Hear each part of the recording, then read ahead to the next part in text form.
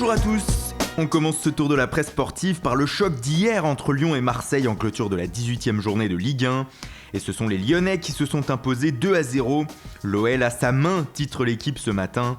Et comme le montre la photo, il aura fallu un très grand Anthony Lopez pour que les Rodaniens prennent le dessus. Il aura fallu aussi une faute de main de Steve Mandanda sur le premier but pour que Lyon vire en tête. Ce résultat permet aux hommes de Bruno Genesio de rejoindre Monaco à la deuxième place et de devancer l'OM de 3 points désormais.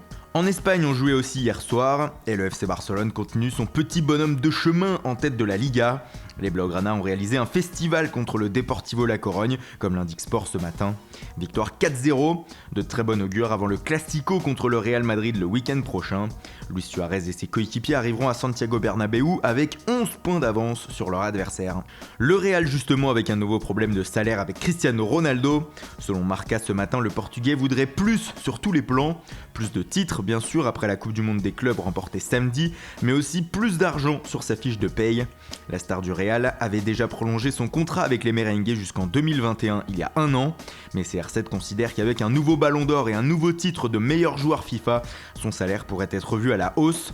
Il voudrait obtenir le même niveau de revenus que Neymar au PSG et Lionel Messi au Barça. Le Real Madrid cédera-t-il ? En Angleterre, on parle aussi de renouvellement de contrat ce matin. Le Daily Express explique notamment que Manchester City réfléchirait à renouveler le bail de Pep Guardiola à la tête des Citizens, son contrat expirant en juin 2019. Et pour cela, les propriétaires de City sont prêts à mettre le paquet. Selon le journal, Guardiola pourrait gagner pas moins de 113 millions d'euros sur 5 ans. Une manière pour Manchester City de montrer à son entraîneur qu'ils veulent le conserver et créer une dynastie comme Manchester United l'a fait avec Ferguson.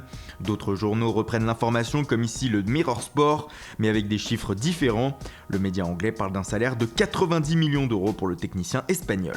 En Italie, le mercato bat déjà son plein et l'Inter Milan semble au premier plan de cette fenêtre de janvier. Selon la Gazzetta dello Sport de ce matin, les interistes rêvent toujours d'enrôler le milieu de terrain du PSG Javier Pastore cet hiver. Mais ce n'est pas tout, les Nerazzurri seraient aussi sur la piste de l'attaquant de Bologne, Simone Verdi, mais aussi, comme le rapporte le Corriere dello Sport, sur Henrik Mkhitaryan de Manchester United. Comme nous vous l'avions indiqué la semaine passée, l'Arménien n'a plus la cote auprès de José Mourinho et serait poussé vers la sortie. Et on termine par la une du journal brésilien Lance qui revient sur une des principales informations de la journée d'hier, la retraite de Kaká. Le milieu offensif, ballon d'or en 2007, a donc annoncé son retrait des terrains de football après une dernière expérience aux États-Unis. Passé par le Milan AC, le Real Madrid ou encore Sao Paulo, Kaká aura aussi porté à 92 reprises le maillot de la sélection brésilienne. Voilà, c'est tout pour ce matin. Merci pour votre fidélité, bonne journée à tous et rendez-vous dès ce soir pour le retour du journal du Mercato.